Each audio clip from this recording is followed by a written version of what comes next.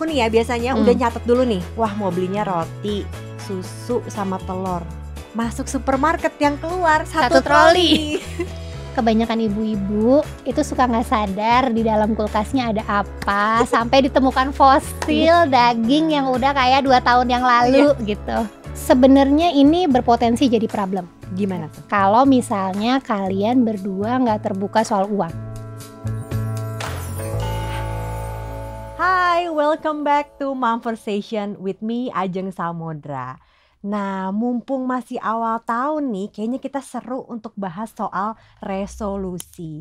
Gak usah jauh-jauh dulu deh, kita mau ngobrol tentang resolusi yang pastinya relate sama semua moms yang ada di rumah, yaitu keuangan. Nah, kita akan bahas mulai dari isi kulkas, planning budgeting untuk pendidikan anak, sampai nih buka-bukaan tentang rekening bersama dengan pasangan seperti apa sih. Hari ini aku gak sendirian, kita mau ngobrol-ngobrol santai pakai bahasa manusia. Maksudnya kita gampang dimengerti aja nih untuk para moms di rumah. Bersama dengan Certified Financial Planner Mbak Nadia Harsha. Hai. Halo Mbak Nadia. Halo. Apa kabar? Kabar baik, sehat semuanya. semuanya. Sehat-sehat. Iya, senang sekali loh bisa diundang ke sini. Iya dong, kita juga senang banget ada Mbak Nadia di sini. Hai para moms di rumah, sekarang udah ada Mbak Nadia nih udah hadir bersama kita di sini. Boleh kenalan dulu nih Mbak Nadia nih sama para moms yang ada di rumah. Baiklah, hai mam semuanya, perkenalkan saya Nadia Harsha. Saya adalah seorang ibu, anak saya 1 usianya 9 tahun. Dan saya adalah seorang Certified Financial Planner. Jadi kerjaannya ngatur-ngatur duit sama kasih tips di laman Instagram saya @noninadia tentang bagaimana sih caranya ngatur uang di level keluarga. Oke, jadi hari ini kita akan seru banget ngobrolin tentang keuangan keluarga ya Mbak Nadia. Benar. Ya. Oke, sebelum kita mulai ngobrol-ngobrol nih, kita mau ada games dulu. Warming up aja nih biar kita santai-santai. Boleh Nanti dong. pertanyaannya akan dibacain sama kru kita di sini. Oke. Hai Kak Nadia, Kak Ajeng. Kita ngobrol-ngobrol dikit ya. Oke. Pakai games. Ngobrolin gaji sama pasangan pas masih pacaran, red flag atau green flag? Green flag. Green flag. Kenapa tuh alasannya? Karena biar kamu tahu nggak sih bagaimana kondisi finansial masing-masing. Karena biar ketika sudah berkeluarga, kalian itu adalah satu entitas. Hartanya harta bersama, termasuk utang ya utang bersama. Nah, Oke, gitu. benar. Aku juga kayak gitu karena waktu sebelum nikah kebetulan udah ngomongin gaji bersama pasangan. Kebetulan kalau aku kan waktu itu kerja tapi kerjanya hanya bukan untuk memenuhi kebutuhan hidup ya waktu itu ya, karena untuk kayak ya biasalah anak muda. Nah, makanya terbuka juga sama pasangan, oh gajinya sekian. Terus kan jadinya ada rasa apa ya, aman gitu ya Mbak Nadia ya, kalau sama-sama udah saling tahu kira-kira nanti kalau udah berkeluarga pun pendapatannya akan seperti apa gitu ya Mbak Nadia ya. Menurut aku sih juga penting karena suka nggak suka, mau nggak mau, semua keputusan nanti yang kita buat setelah menikah itu selalu ada hubungannya sama uang. Udah ujung-ujungnya duit. Oke, so it's a green flag ya. It's a green flag. It's a green flag juga. Oke, nomor 2, split bill pas udah berkeluarga, red flag atau green flag? Oh my god, aku red flag. Kamu apa? Kalau aku green flag, karena Green gini, mungkin aja masing-masing tuh punya, kalau aku ya, case-nya aku adalah masing-masing dari aku maupun suamiku tuh punya budget masing-masing untuk bersenang-senang. Nah, kadang-kadang kita tuh gantian, kayak misalnya nih, makan di restoran, dia yang bayar, terus misalnya habis itu kita nonton, suamiku yang bayar bagian nontonnya. Menurut aku itu sah-sah aja sih. Iya. Aku juga suka kayak gitu sih. Misalnya kayak kita pergi nonton, misalnya tiketnya dia yang bayar, popcornnya aku yang jajanin gitu ya. Berarti ya boleh deh green flag juga deh dikit. Ya berubah. Berubah halauan. Oke. Kita lanjut, pasangan suka ngebiayain keluarga, red flag atau green flag? Gini, bisa red flag, bisa green flag. Kalau green flag menurut aku adalah ketika pasangan itu udah diobrolin di awal tentang hal ini. Jadi kan kita baiknya sih sebelum nikah ya, udah obrolin hal-hal yang misalnya krusial kayak contoh, saya tuh sandwich generation, harus biayain keluarga. Nggak mungkin dong ketika saya nikah, orang tua saya berhenti, saya nafkahin gitu. Jadi menurut aku itu green flag. Tapi jadi red flag kalau nggak dikomunikasiin. Jadi ya udah dia diem aja. Terus sampai si pasangannya menemukan fakta itu gitu. Jadi memang baiknya sih green flag kalau diobrolin. Oke, aku juga green flag soalnya masih sandwich generation juga ya Mbak Nadia ya gitu. Jadi kayak sedikit-sedikit kasih, misalnya kayak ada lebih berbagi sama orang tua. Oke, jadi green flag. Oke, terakhir sebelum kita ngobrol lagi, belajar finansial sebelum nikah, red flag atau green? Green flag, green banget, segreen itu. Ya gimana dong, aku sebelum nikah nggak belajar apa-apa. Oke, jadi harusnya belajar dulu ya sebelum menikah. Tapi ya. Tapi memang gini, untuk orang-orang yang pernikahannya 10-15 tahun, informasinya zaman dulu nggak sebanyak sekarang. Betul. Jadi ya wajar kalau dulu tuh misalnya aku nikah 10 tahun yang lalu, dulu tuh belum ada podcast-podcast soal finansial. Dulu tuh nggak ada yang sharing tentang gimana cara atur uang. Jadi aku nggak tahu dan aku belum belajar, ya nggak apa-apa gitu. Tapi kalau ditarik ke masa sekarang, informasi tuh source-nya udah banyak banget. Jadi menurut aku nggak ada alasan untuk kamu nggak belajar. Karena lagi-lagi banyak banget keputusan hidup kita yang ujung-ujungnya duit. Iya, betul. Nah, aku sekarang juga udah belajar nih. Aku waktu sebelum menikah memang gak belajar nih, tapi sekarang mulai belajar, salah satunya dari Mbak Nadia ini nih. Nah, sekarang kita mulai ngobrol nih Mbak Nadia. Kita kan tadi mau ngomongin tentang mengatur keuangan keluarga. Benar. Sebenarnya bagaimana sih mengatur keuangan yang baik nih, ceritanya in general aja. Kayak gimana sih sebenarnya? Sebenarnya gini, ngatur keuangan di keluarga itu nggak ada yang saklek aturannya mesti sama antara satu keluarga dengan keluarga lain. Karena kita tuh bisa jadi cara hidupnya beda, biaya hidupnya beda, gaya hidupnya beda. Tapi yang harus menurut aku ada satu prinsip yang memang semua orang tuh mesti sama. Yang pertama adalah nggak boleh hidup lebih dari kemampuan. Oke, agak sulit ya. Agak sulit. Jadi gini, ini gampang diomongin, tapi ketika dilaksanakan tuh challenge-nya ada banget, apalagi zaman sekarang ya, yang kayak ngelihat semua di mana orang jalan-jalan semua, di mana semua orang makan di restoran gitu. Kok dia gaya hidupnya gitu, sementara aku kayaknya cukupnya yang sederhana aja ya. Itu tadi tantangannya lumayan gitu ya. Itu yang pertama, jangan hidup lebih dari kemampuan. Yang kedua adalah jangan sampai punya cicilan utang lebih dari rasio. 2 itu dulu aja yang kalian pastikan sehat. Sisanya biasanya akan berjalan seiring waktu. Kita tuh kayak oke deh, aku mau ngumpulin uang A, aku mau ngumpulin duit untuk B, gitu kira-kira.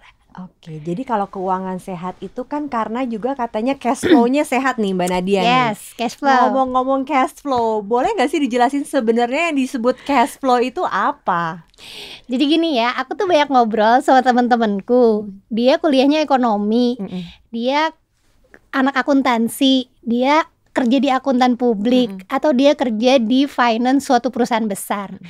Dia ini jago banget ngelola uang company. Ya, kayak pokoknya perusahaan gue akhirnya bisa membukukan laba segini gitu kan. Wah, perusahaan gue berhasil, intinya tahun ini bagus deh financial reportnya gitu. Tapi giliran mengatur keuangan untuk dia pribadi itu gagap. Oke, ternyata bisa kayak gitu juga ya. Banyak gak sih yang kayak gitu? Aku sih mengatur keuangan diri sendiri dan di rumah aja ya. Tapi memang jadi, atau teman-teman yang kerja di financial institution, kerjanya di bank, kerjanya di pokoknya intinya financial institution, tapi dia juga masih gagap ngatur uang pribadi. Nah, itu kebanyakan karena ya itu kita nggak diajarin gimana cara atur uang di sekolah. Betul. Ya kan? Nah, inti dari ngatur uang itu adalah atur cash flow. Cash flow tuh apa sih? Gitu. Apa sih cash itu flow? Uang, flow tuh aliran. Jadi sebenarnya duit kita itu kayaknya ngalir terus. Iya dong, ada nggak sih yang ngerasa kayak uang mengalir sampai jauh? Uang mengalir sampai jauh ya.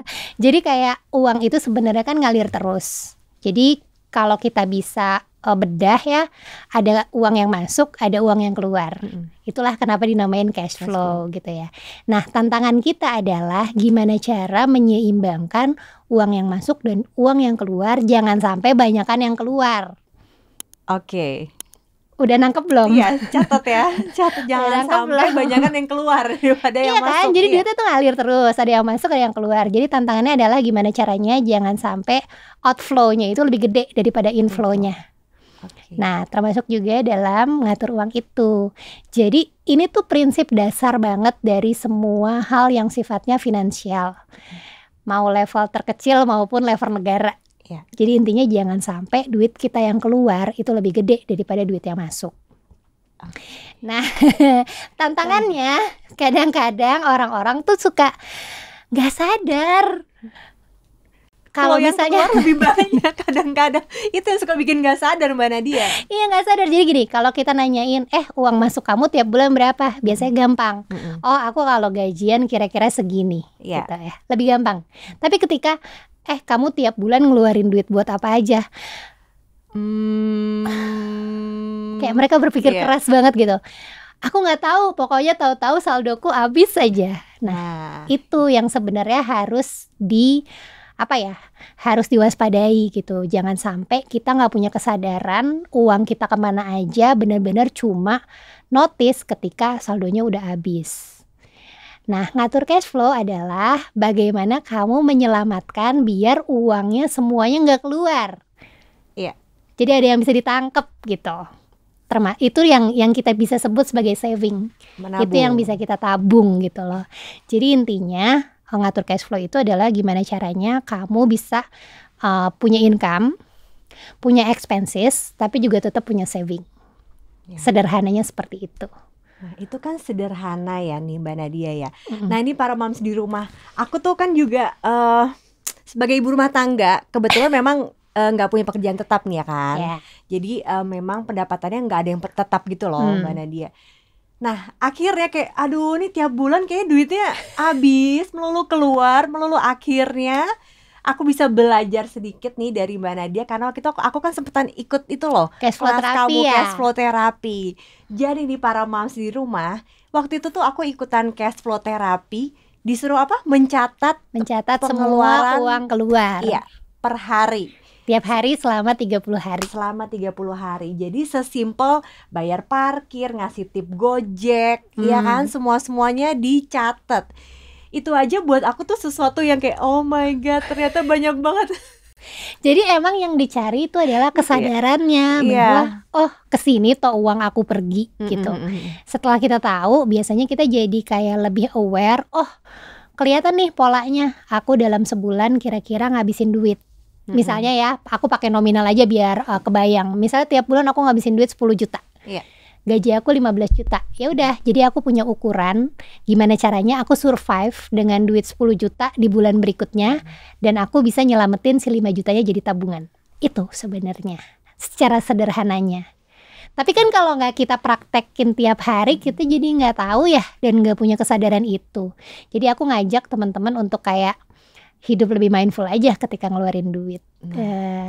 Catat ya para moms di rumah nih. Nah tadi kan kita udah ngomongin cash flow, ada uang masuk, ada uang keluar. Nah biasanya kan ada, kalau uang keluar tuh kita sebutnya apa ya Mbak? Expenses, terus ada pos-posnya nih ya kan. Kalau orang zaman dulu tuh punya amplop yang isinya wah ini untuk uang belanja bulanan, ini untuk uang apa, untuk uang apa. Nah ini bisa diceritain gak sih kayak kalau sebagai ibu rumah tangga nih biasanya ada pos-pos apa yang penting untuk diselamatkan di awal nih? Oke, jadi gini, sebenarnya gak ada persentase ideal untuk semua orang. Ya. Karena kita tuh hidupnya masing-masing berbeda. Yang single sama berkeluarga tentu beda dong biaya-biayanya. Keluarga anak 1 versus keluarga anak 3 beda dong gitu. Keluarga punya bayi sama keluarga anak yang udah besar juga beda tentu biayanya. Tapi menurut aku ada juga misalnya sandwich generation, dia membiayai 2 rumah. Itu tentu saja beda sama yang bukan sandwich generation gitu. Jadi intinya yang ideal itu adalah yang works di keadaan kalian. Ada yang pakai persentase gitu. 50, 30, 20. 50 buat living, 30 buat saving, 20 buat playing termasuk jalan-jalan, makan keluarga gitu ya. Ngopi-ngopi, ibunya kalau mau ke salon gitu, itu termasuk. untuk kita boleh kok bersenang-senang di dalam financial planning. Jadi itu harus ada budget Mm-mm. yang bisa dialokasikan tiap bulannya untuk Betul. kesenangan pribadi juga boleh tuh berarti Mbak ya? Boleh. Jadi 50, 30, 20. Ada yang pakai model pokoknya gimana caranya aku sisihin 20% buat nabung, 80% aku habisin deh sampai gajian berikutnya. Oke, itu kayaknya aku. Nah, jadi ada yang model kayak gitu. Iya. Aku nggak bisa nggak bisa budgetin nih secara khusus karena bisa beda-beda tiap bulan. Yang jelas aku kayak yang penting ada yang aku selamatin deh gitu. Bisa juga kayak gitu. Yang paling penting itu ada 2 prinsip yang harus stay. Ada persentase yang harus kamu selamatin jadi tabungan minimal 10% kalau saving ratio ya berdasarkan keilmuan. Ada yang berikutnya, yang pertama tuh si saving itu, ada yang bisa diselamatin, dan yang kedua rasio utang. Rasio utang kita nggak boleh di atas 30% cicilannya tiap bulan. 2 itu aja prinsipnya, sisanya bebaskan di masing-masing yang works di masing-masing orang. Gitu. Oke, jadi kan karena setiap keluarga juga pasti punya kebutuhannya masing-masing ya. Betul. Mungkin dengan pendapatan juga pasti berbeda. Benar. Gaya hidup juga mempengaruhi ya berarti ya. Ngaruh banget. Jadi memang ada yang bilang, oh pokoknya gimana caranya hidup itu 50% aja dari income gitu. Kamu ngomong gitu sama orang yang income-nya UMR, kayak 2,5 juta hidup di Jakarta dapat apa gitu kan. Jadi memang balik lagi sih, cari tahu yang works di kamu. Tapi yang paling penting ada yang bisa kamu selamatkan jadi saving, ada yang ada maksimal batas untuk punya cicilan. 2 itu aja. Nah ini kan biasanya nih Mbak, kalau misalnya ibu-ibu nih pasti kan urusannya tentang rumah tangga. Nah biasanya ibu-ibu kan juga yang melakukan belanja tiap bulan. Benar. Which is grocery shopping. Nah ini kadang-kadang tuh ya, aku nih ya biasanya udah nyatet dulu nih, wah mau belinya roti, susu sama telur. Masuk supermarket yang keluar satu troli. Itu kadang-kadang aduh pengen mindful belanjanya. Sebenarnya tuh yang baik adalah kita catat dulu beli seperlunya atau seperti apa Mbak Nadia? Kalau dalam hal ini ya, kita pernah kan ya bikin program ya, judulnya Audit Isi Kulkas. Iya, Audit Isi Kulkas. Itu kita ngobrol itu aja seru banget ya Mbak Nadia, padahal cuma ngomongin isi kulkas. Jadi memang kebanyakan ibu-ibu itu suka nggak sadar di dalam kulkasnya ada apa, sampai ditemukan fosil daging yang udah kayak 2 tahun yang lalu gitu.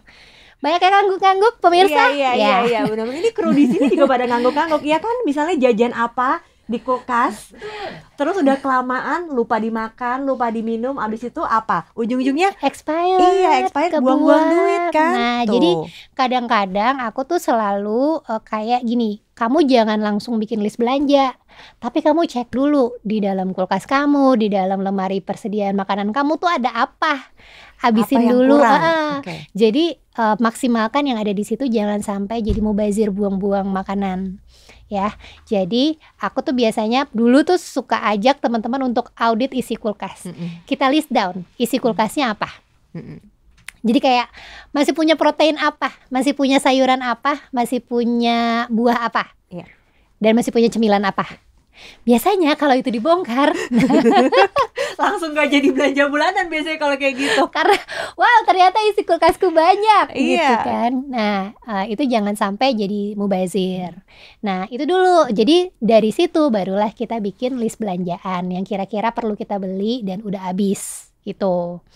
Berikutnya tantangannya adalah ketika datang ke supermarket, atau kalau misalnya belanjanya online, buka aplikasi belanjanya. Betul. Biasanya kita akan diserbu sama promo. Buy one get one, cashback kalau belinya berapa gitu kan Mbak? Tebus murah. Iya, tebus murah. Bu mau tambah 50.000 lagi nggak bisa dapat ini loh, harganya lebih murah gitu kan. Ya. Jadi memang tantangan kedua kita adalah promo gitu. Ya balik lagi sih, jangan promo itu mungkin menguntungkan kita ya. Jadi kayak kalau aku beli tisunya nambah 6 roll lagi, aku tuh lebih murah nih hitungannya gitu. Silakan sebenarnya kalau mau ambil itu, tapi pastikan itu jadinya nggak mubazir, nggak kebuang gitu. Dan menurut aku kita tuh punya risiko kalau overstocking. Jadi disimpan kelamaan rusak juga loh nanti. Atau expired gitu. Jadi memang hindari hal-hal itu. Itu 2 tantangan yang memang harus kamu lewati. Betul. Jadi balik lagi ujung-ujungnya self control sama mindful. Self control sama mindful ya para moms di rumah. Dan jangan lupa kalau mau belanja cek dulu isi kulkasnya. Bener. Daripada bikin list belanjaan sampai supermarket semua dibeli, ternyata di kulkas masih ada, di lemari masih ada. Bener. Yang jadinya boros. Dulu aku mulainya tahu nggak gara-gara apa? Kan dulu tuh pandemi ya, kita Iya, di rumah, kita nggak tahu mau ngapain. Iya, Kita bongkar lah isi kulkas kita. Aku tuh waktu itu tersentaknya adalah karena aku menemukan butter udah expire dari tahun 2018. Oh my god. Aku bukanya tahun 2020 ya kayak ini udah expire, jadi dia di pojokan kulkas kita. Iya. Aduh, aku juga lagi belum audit lagi isi kulkas. Nah, jadi emang sebaiknya sih kita secara berkala ngaudit isinya dan bersihin ya. Karena kan itu tempat kita nyimpen makanan ya. Kesehatan badan kita tuh Ada di balik situ lagi ya. ada di situ juga. Jadi saran aku adalah regularly lakukan audit isi kulkasnya. Nah, ini moms, ini tips yang bagus banget nih dari Mbak Nadia. Jangan lupa audit isi kulkas. Yes. Gitu.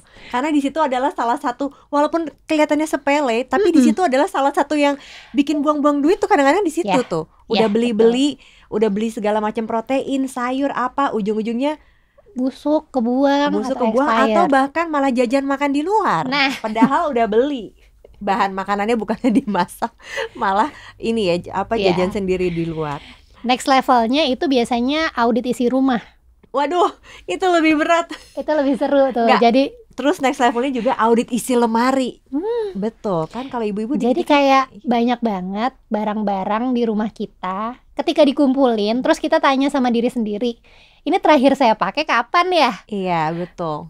Terus kayak udah semuanya numpuk, terus dipikir-pikir lagi, ini dulu belinya segini loh, ini belinya segini ya, coba totalin tuh semua.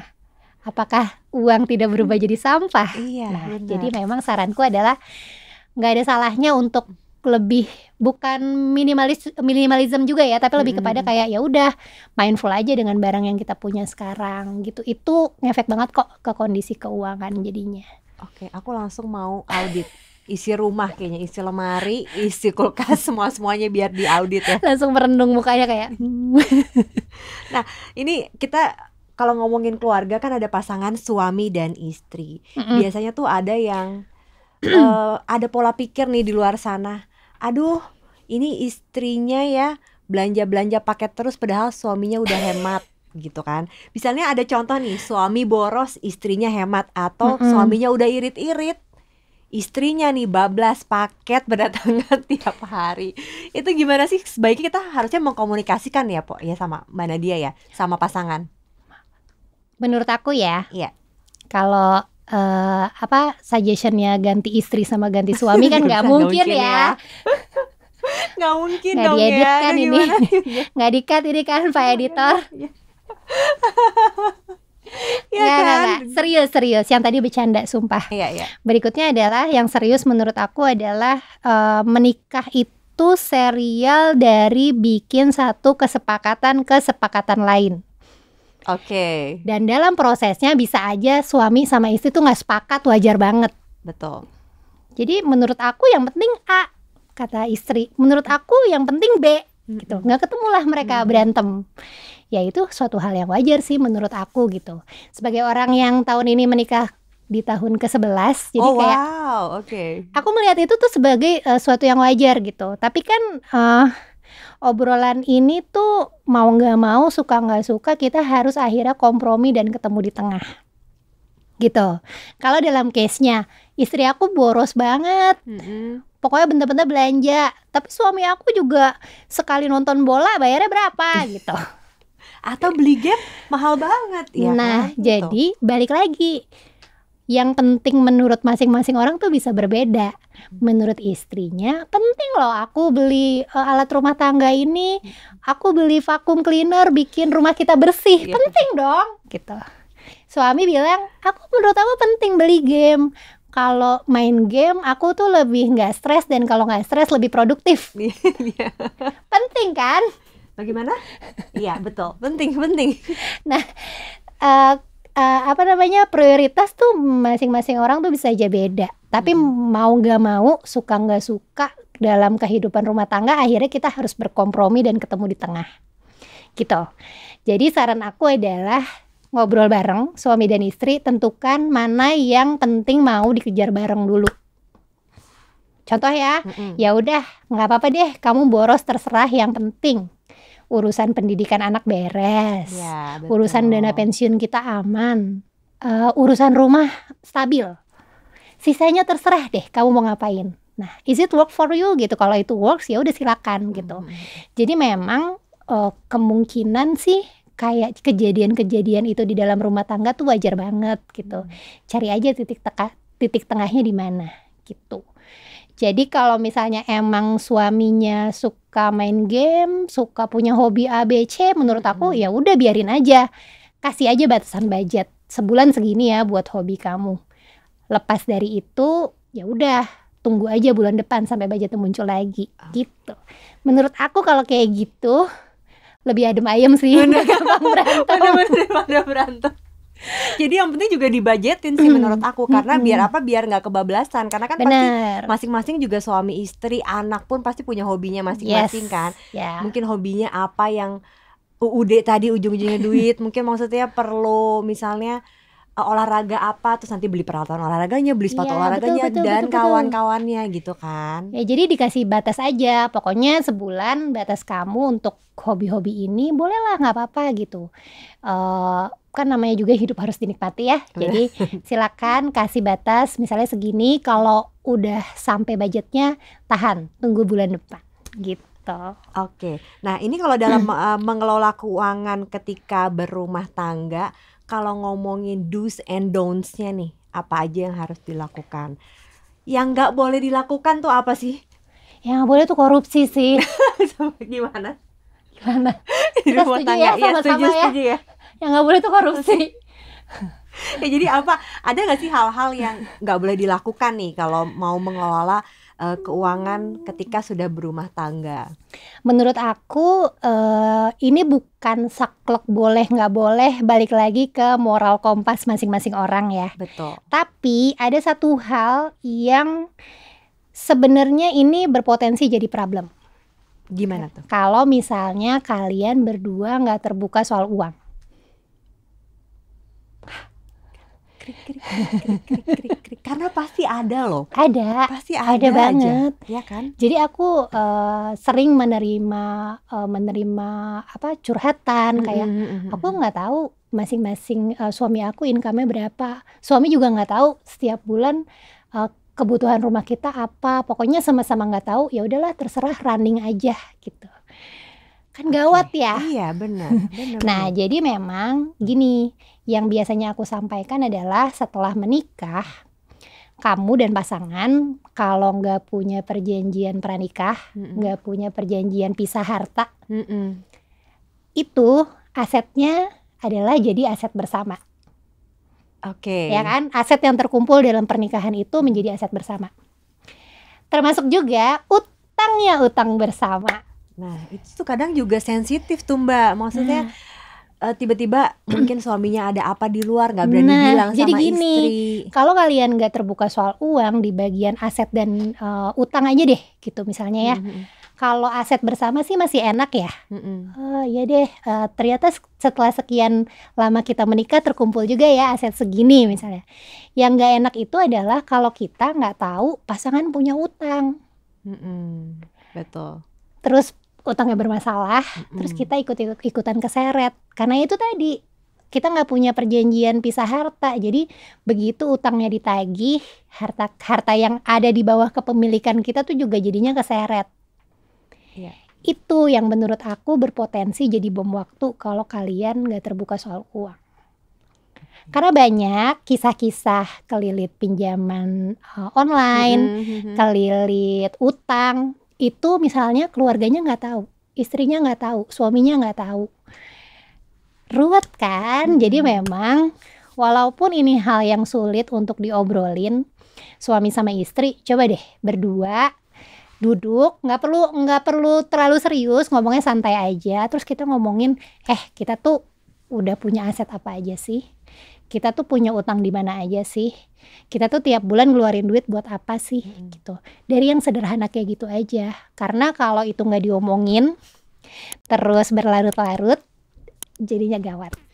Bisa jadi bom waktu tadi. Bisa ya. jadi bom waktu. Jadi sebenarnya itu bukan dosa yang kayak jeger langsung gede, tapi kayaknya suatu masalah kecil-kecil yang dia biarin numpuk gitu. Yang nggak boleh tetap korupsi. Nah, makanya kan penting juga sebelum nikah dibicarain dulu, ya kan? Atau enggak mungkin dari sebelum nikah udah dibicarain kali. Oh, mungkin nanti kalau dua-duanya sama-sama kerja, nanti kamu nanti gajinya gabung ya, tapi nanti yang sekian buat kamu sendiri. Maksudnya buat sama-sama masing-masing, nanti yang sekian ditabung bersama. Nah, kalau kamu ada tabungan bersama suami gitu nggak sih? Secara teknis sih enggak. Tapi suami aku tahu gimana cara akses aset-aset kita. Ya. Jadi misalnya suamiku kasih uang, kebetulan yang financial planner saya ya. Jadi suaminya kasih ke saya, nih tolong kamu atur, enak banget dia tuh nggak bayar jasa financial planner gitu ya. Jadi dia kasih income-nya ke aku, dia pegang untuk operasionalnya dia secukupnya. Betul. Terus termasuk jatah hobinya tadi. Terserah deh gitu. Terus dikasih ke aku, terus aku atur untuk misalnya tujuan kita bareng, mana yang buat operasional rumah, mana yang buat sekolah anak, mana yang ditabungin jadi dana pensiun, mana yang ditabungin buat kuliah anak gitu. Nah, itu masing-masing instrumennya suamiku tahu. Oke, jelasin instrumen dulu nih, siapa tahu ada moms di rumah yang belum aware soal itu. Jadi misalnya kuliah anak ditaruh di rekening tabungan A. Yang untuk dana pensiun misalnya ditaruh di rekening saham B gitu. Nah, cara mengakses rekening-rekening itu suamiku tahu. Jadi aku kasih tahu passwordnya dan aku kasih tahu loginnya. Biar nih kalau aku kenapa-napa dia nggak repot. Begitupun sebaliknya, aku tahu cara mengakses rekening suamiku. Betul. Serem nggak? Serem nggak nih para suami-suami Serem nggak suami-suami kayak gitu. Jadi aku tahu cara gimana ngakses rekening suamiku. Aku tahu misalnya dia punya kartu kredit A, tagihannya gimana, cara ceknya aku tahu. Lebih kepada kalau salah satu dari kita kenapa-napa, yang ditinggal tuh nggak pusing. Nah, itu salah satu tips juga nih, Mas. Ya, tapi benar juga loh. Itu nggak mudah loh untuk diobrolin kayak dulu kayak. Jadi caranya aku duluan. Oke, jadi gimana? Caranya adalah nih ya, cara akses rekening aku. Rekening aku di bank ini, cara aksesnya begini. Jadi kalau aku kenapa-napa aku titip ya ke kamu. Nah, dengan aku ngasih tahu itu, suamiku kayak notice dan akhirnya aware juga. Oh ya udah nih, kamu kalau misalnya mau akses rekening aku di sini ya. Jadi akhirnya kita sama-sama tahu ya. Jadi punya informasi transparan aja gitu. Jadi berdua gitu. Oke. Mau cek mutasi rekening? Serem banget. Terakhir kamu dari mana?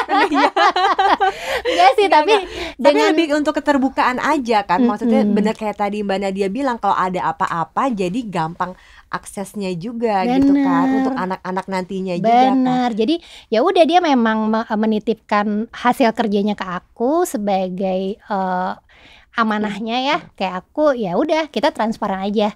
Ini uang yang kamu kasih ke aku, bagaimana kita taruhnya di masing-masing. Dipakai ya untuk aku belanja dan bersenang-senang, ada kok sebagian gitu. Tapi ya tentu saja ada bagian yang memang aku hold untuk masa depan kita gitu. Oke, aduh.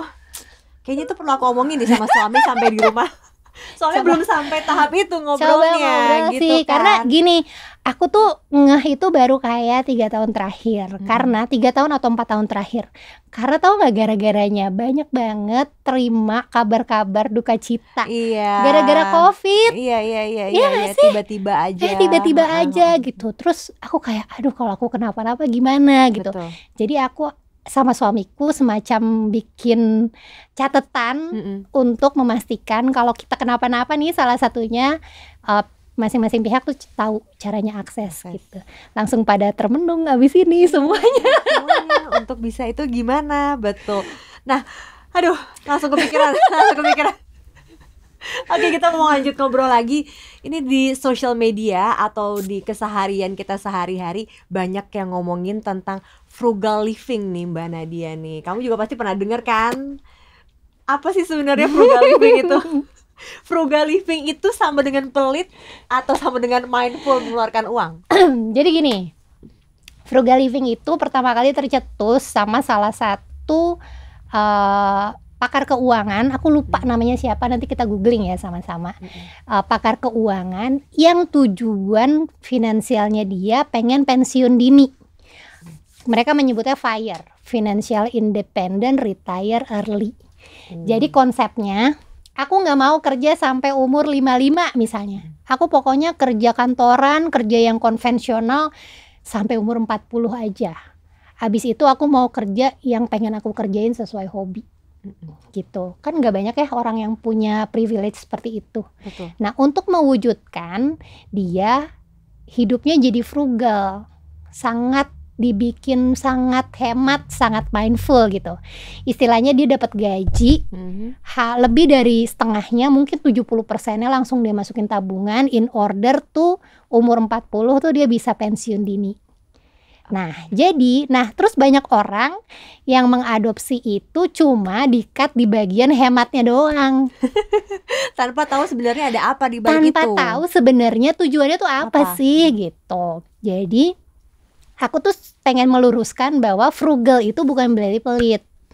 Yang pertama bedanya dengan pelit adalah dia punya prioritas. Dia punya tujuan yang emang dia lagi kejar. Kalau misalnya si pakar keuangan tadi adalah dia pengen pensiun dini. Kita juga bisa dong, misalnya kayak aku pengen kirim anakku kuliah di luar negeri. Itu kayaknya biayanya gede banget. In order to do that kayaknya aku harus hemat banget hidupnya di bagian lain. Ya boleh, silakan gitu. Jadi mereka punya prioritas untuk frugal compare to pelit ya. Kalau pelit kan nggak punya prioritas, pokoknya ya udah nggak mau keluar duit nggak aja mau keluar gitu. duit aja, terserah deh gitu. Nah, yang kedua adalah mereka tetap punya prioritas dan mempertahankan kualitas. Jadi contoh ya, orang frugal mungkin masih mau misalnya beli kualitas. Ada dua pilihan. Misalnya dia mau beli sepatu olahraga. Yang satu yang murah aja deh, harganya 100.000, tapi 3 kali pakai jebol. Iya. Ada satu mungkin harganya 500.000, tapi bahannya lebih bagus. Terus kalau dipakai mungkin dia bisa awet sekitar 3 tahunan gitu. Nggak 3 kali pakai jebol gitu ya. Nah, orang yang frugal tuh akan menghitung cost per use-nya. Kalau yang 500.000 emang aku sekarang keluar uangnya 5 kali lipat. Tapi kalau dipakai terus cost per use-nya jauh lebih murah dan aku dapat kualitas. Orang frugal masih mempertimbangkan itu. Sementara kalau yang pelit ya udah bodo amat, yang penting aku beli yang termurah gitu. Itu 2 hal yang harus di-highlight. Perbedaan antara frugal sama pelit. Gitu. Kamu frugal living apa enggak? Aku enggak, maaf banget. Aku juga enggak. Aku lebih ke mindful aja. Mindful aja. Maksudnya kan ya nggak pelit-pelit amat juga, tapi memperhitungkan kalau mau beli sesuatu. Karena gini, biasanya kalau beli sesuatu yang receh-receh gitu tuh ujung-ujungnya cepat rusak, ujung-ujungnya nggak kepake, ujung-ujungnya jadi kebuang kan. Dan nambah kos. Harusnya bisa keluarin 1 aja jadi kebeli 2. Benar. Iya, benar. Jadi mendingan yang ada kualitasnya, mahal sedikit tapi bisa dipakai di jangka waktu yang lebih lama. Gitu. Nah, Mbak Nadia, aku ada sesuatu yang menarik nih, sekalian kamu lagi di sini. Aku pengen tahu nih ya. Kamu kan udah punya anak juga nih. Aku kan juga udah punya anak nih, 2 nih, sama sisi kecil sekarang. Kamu ada mempersiapkan dana pendidikan gitu nggak sih? Iya dong. Pastinya ya. Iya dong. Oh my god, aku tuh pengen tahu soal itu soalnya. Jadi gini, setiap orang punya masa insaf finansial. Masa insaf finansial gimana tuh? Jadi kayak ada dorongan di mana kamu ngerasa kayaknya iya deh, aku mesti ngatur duit deh. Iya, betul. Iya dong.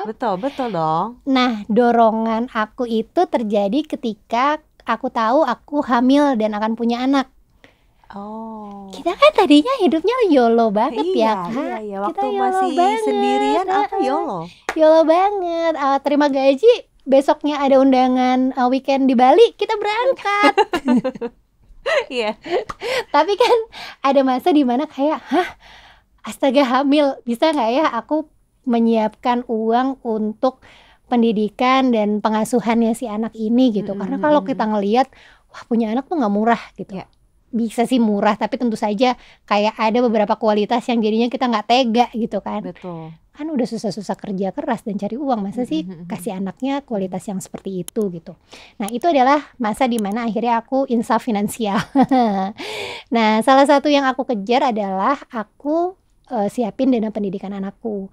Jadi dari anaknya di dalam perut, aku sudah survei SD. Oke. Seru Luar nggak? biasa. Karena kan biar tahu ya, maksudnya biaya yang dibutuhkan berapa, tabungnya harus seperti apa, dan instrumen pendidikan apa gitu kan? Benar. Instrumen tabungannya. Jadi yang paling penting adalah tahu dulu kira-kira anaknya mau di sekolah yang di mana. Nggak mesti pasti sih, karena ya dalam 7 tahun kan dari anaknya umur 0 sampai umur 7 banyak hal yang bisa saja berubah gitu ya. Tapi kan kita prepare aja dulu. Jadi aku cari tahu uang masuk SD tuh berapa. Ya. Dan itu masa-masa dimana kayak boleh nggak kita kecil lagi aja, nggak usah jadi orang dewasa.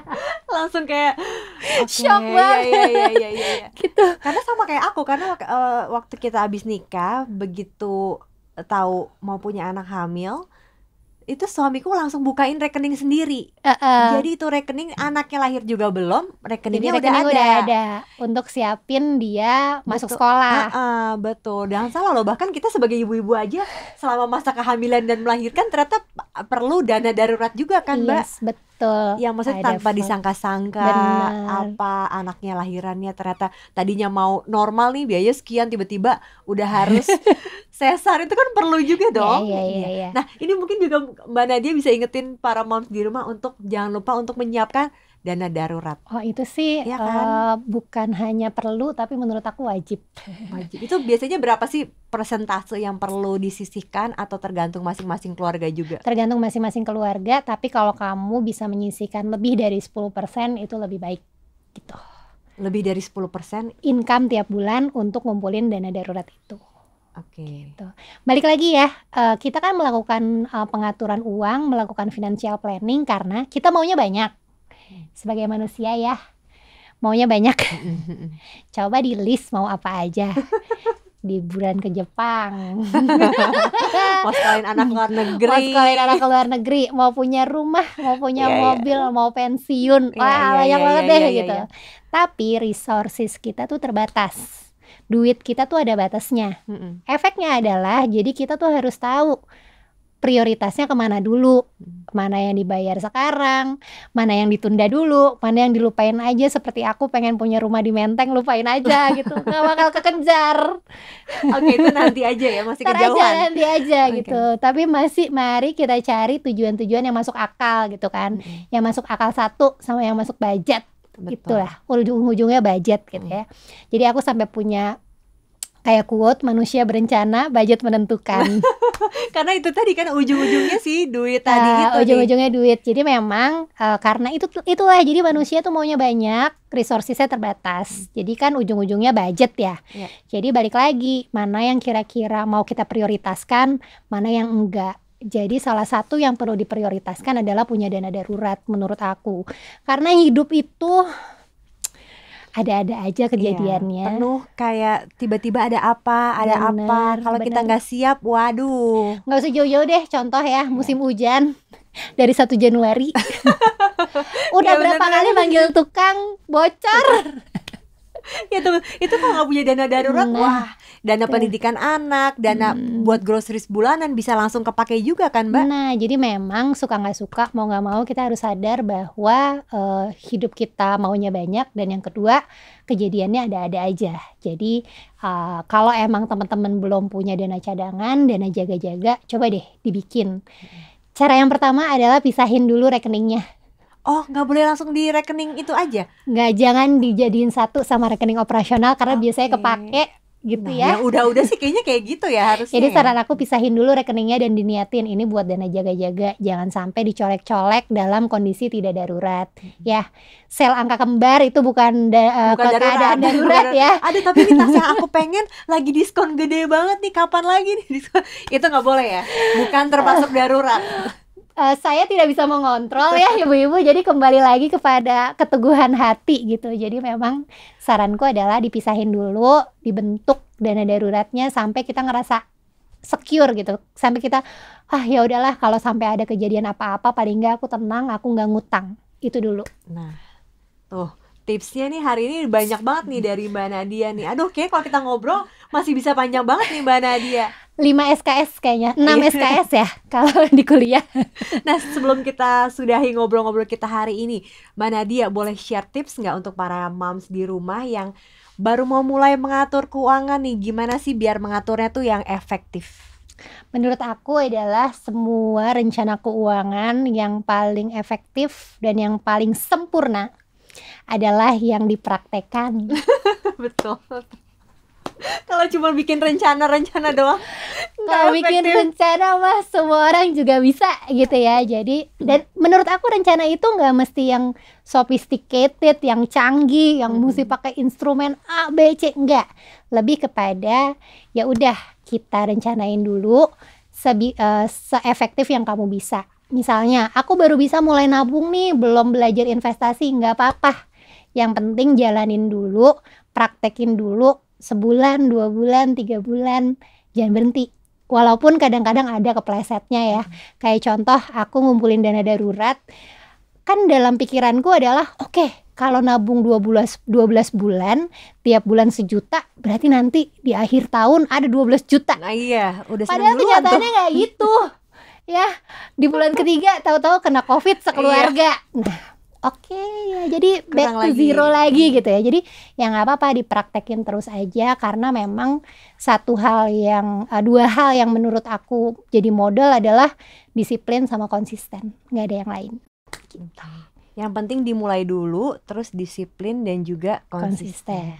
Seiring waktu kalau kamu udah mulai, kamu akan jadi tergerak kok untuk ngulik sendiri, belajar lagi, terus cari tahu kira-kira aku tuh abis ini mau ngapain ya? Oh kayaknya investasi nih, aku belajar investasi deh gitu. Karena kalau memang semuanya masih dalam pikiran, belum dipraktekin, biasanya akan ada di stage itu terus. Oke.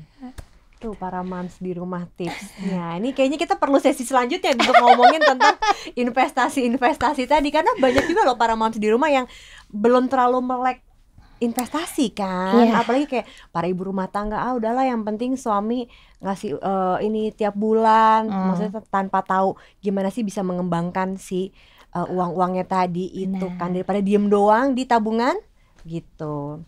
Siapa tahu kita ada sesi selanjutnya. Siap. Thank you so much Mbak Nadia hari ini udah bisa hadir bersama-sama kita hari ini. Thank you so much Mom for watching. Jangan lupa untuk like, komen, dan juga subscribe. Terus boleh juga nih komen-komen di bawah kira-kira ada topik-topik apa lagi sih yang akan bisa dibahas nih di Momversation sesi selanjutnya. Jangan lupa ya, tiap episode podcastnya juga ada di Spotify-nya Woman Talk. Jangan lupa follow ya Mbak Nadia ya, Spotify-nya Woman Talk. Jangan lupa untuk listen dan juga share ke teman-teman para moms di rumah yang mungkin perlu nih tips-tips tadi dari Mbak Nadia dan dari narasumber-narasumber yang lainnya juga. Dan juga pengen tahu update-nya, ada apa lagi next station selanjutnya, episode-episode yang lain, follow Instagram dan juga TikTok-nya @womantalk_com. Oke, thank you so much for watching. Sampai jumpa di lain kesempatan. Bye. Bye-bye.